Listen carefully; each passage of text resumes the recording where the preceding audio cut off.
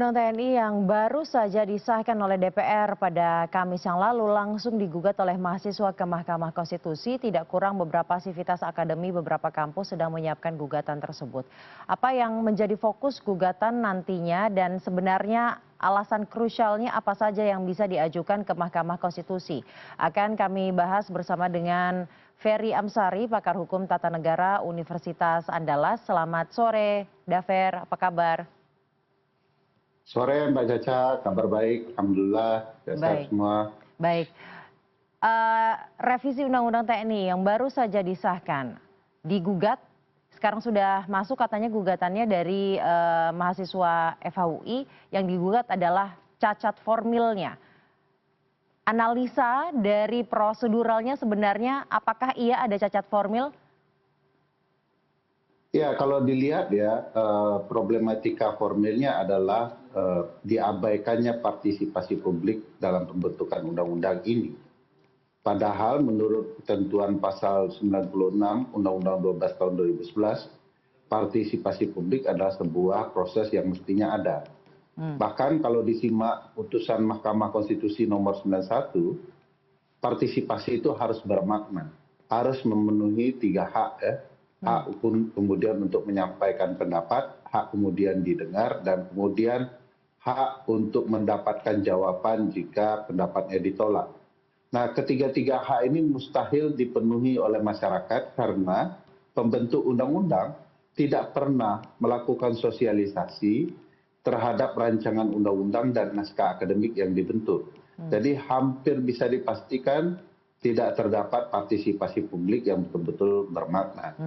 Kalau kita bercermin kepada putusan MK sebelumnya, kalaulah kemudian partisipasi bermakna itu tidak ada, hanya ada 2 kemungkinan putusan Mahkamah Konstitusi. Membatalkan undang-undang itu, atau kedua, memerintahkan untuk dinyatakan inkonstitusional bersyarat, dibatalkan sementara, sampai syarat-syarat perbaikan prosedural yang baik itu dipenuhi oleh pembentuk undang-undang. Baik, itu dari segi proseduralnya. Kalau dari segi materialnya, apa yang berpotensi untuk diuji materialkan yang bisa merugikan hak-hak warga negara? Ya, pertama tentu saja pasal paling kontroversial ya, pasal 47 Undang-Undang 34 yang sudah diubah dengan undang-undang yang baru mengenai jenis jabatan sipil apa saja yang dapat dipegang oleh prajurit aktif. Nah, pasal ini tentu saja kontroversial karena satu, pasal 30 Undang-Undang Dasar kita itu hanya menghendaki prajurit itu fokus kepada pertahanan, tidak mengerjakan hal-hal yang lain. Asumsi berbagai ahli militer mengatakan bahwa prajurit yang baik adalah prajurit yang terlatih. Jadi tidak sibuk dengan pekerjaan-pekerjaan sipil. Nah, kalau kemudian kita cermati, sebenarnya kehadiran pasal 47 tadi, sebagaimana juga disampaikan oleh Ketua DPR, bahwa pasal ini dibentuk untuk memenuhi kebutuhan. Apa kebutuhannya? Ya supaya Seskap dan Kabulok yang merupakan prajurit aktif tetap bisa menjabat. Nah, inilah kebutuhan yang menurut saya kebutuhan sesaat ya, lagi menyesatkan yang mestinya tidak boleh terjadi. Lalu tentu saja usia pensiun militer ya. Apalagi kalau kita lihat Panglima akan segera pensiun, memasuki masa pensiunnya. Jangan-jangan perubahan pasal-pasal ini juga untuk sekedar memberikan jalan bagi kebutuhan militer yang sebenarnya tidak tepat. Semakin diperpanjang usia pensiun militer, maka produktivitas juga bermasalah dan angka jumlah perwira tinggi dan perwira itu akan semakin menumpuk. Konsekuensinya kebutuhan kursi dan meja yang ujung-ujungnya akan mengambil pekerjaan sipil gitu ya.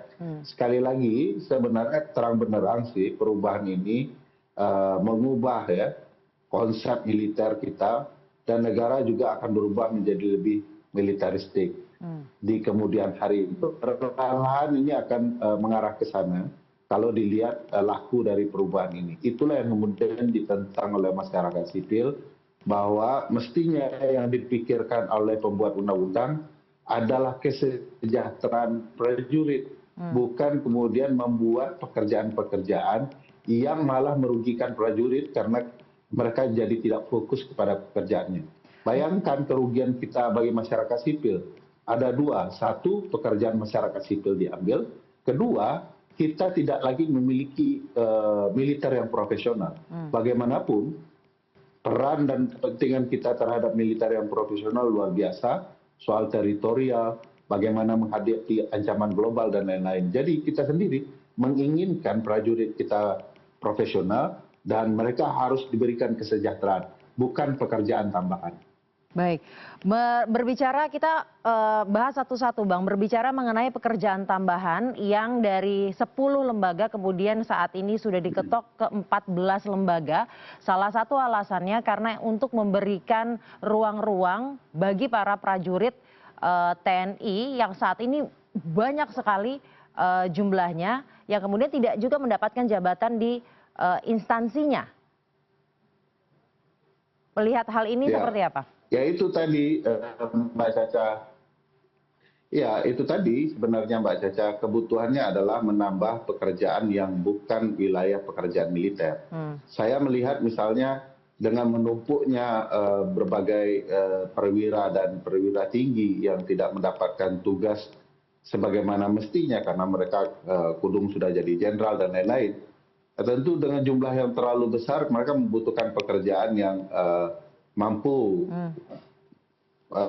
membangun aktualitas mereka ya. Dan pada titik tertentu ya pekerjaan sipil lah yang paling banyak bisa dibuka ruangnya. Di titik itulah kebutuhan pembentukan undang-undang ini hanya untuk mencoba menempatkan prajurit kita yang tidak profesional. Jadi menambah batas usia, menambah ruang pekerjaan itu adalah bagian yang salah di dalam konsep militer yang profesional. Itu artinya sebenarnya kalau kita mau jujur bahwa ketentuan-ketentuan itu. Baik, Bang Ferry, itu artinya sebenarnya menambah usia pensiun para prajurit ini kontradiktif sebenarnya dengan masalah yang ada di instansi tubuh TNI. Ya, kontradiktif. Kalau mau dipikirkan gagasan menambah usia hanya kemudian untuk menyebarkan mereka di ruang sipil, itu sekali lagi akan terasa militeristiknya. Kalau kemudian mereka mau ditambah usianya dan memberikan lapangan pekerjaan militer yang baru, mestinya kita membuat angkatan militer yang lebih profesional dan jauh lebih besar, begitu ya. Nah, padahal kebutuhan usia yang mumpuni dalam ruang pertarungan global yang semakin besar ya, terutama untuk melindungi teritorial kita, tentu usia yang cocok, yang tepat sudah diukur untuk dinas kemiliteran. Nah, angka yang sudah ditentukan sebelumnya menurut saya angka yang sudah tepat ya. Nah, kalau sekarang ditambah lebih tua, 58 tahun dan segala macamnya, tentu ini akan berkonsekuensi kepada pertahanan kita yang akan kian rapuh.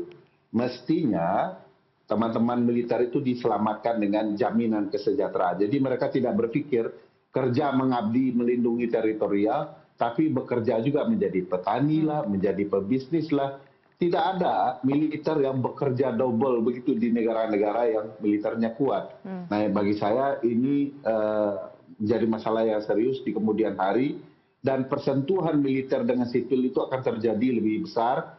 Dan ketika persentuhan itu terjadi, sebenarnya kita sedang membangun masalah baru yang kontraproduktif bagi negara ini ke depan. Justru masalah-masalah yang menjadi masalah besar di TNI seperti kesejahteraan ini justru tidak masuk dalam revisi ya?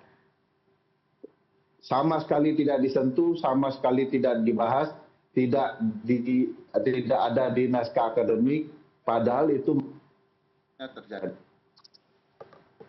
Saya keinginan tidak membahas ketentuan ini lebih kepada faktor yang dalam berbagai penelitian disebut relasi ekonomi, politik, dan militer. Tujuannya sederhana, untuk memastikan militer mampu dikendalikan. karena teman-teman prajurit butuh kesejahteraan, lalu ditarik ke ruang politik untuk kepentingan ekonomi. Sehingga akhirnya militer dikendalikan oleh para politisi dan berbagai kepentingan, dan itulah yang merusak prajurit kita. Makanya itu merusak Sabta Marga, itu merusak 8 wajib TNI, mereka tidak akan lagi ramah kepada rakyatnya, mereka tidak lagi profesional dalam bidangnya, dan itu merugikan sebenarnya bagi militer dan sipil kita sendiri. Akhirnya ujung-ujungnya hanya politisi dan kepentingan bisnis ekonomi yang mengendalikan militer kita yang selama ini dekat dengan rakyat. Baik. Kemudian ada juga pasal 7 yang berbicara mengenai operasi militer OMSP ya, operasi militer selain perang, yang pada aturannya sekarang hanya membutuhkan peraturan pemerintah atau peraturan presiden. Jadi presiden yang bisa langsung menentukan. Sebelumnya ini harus ada keputusan politik, yaitu ada keputusan dari DPR dan juga presiden bersama. Apakah ini juga menjadi masalah?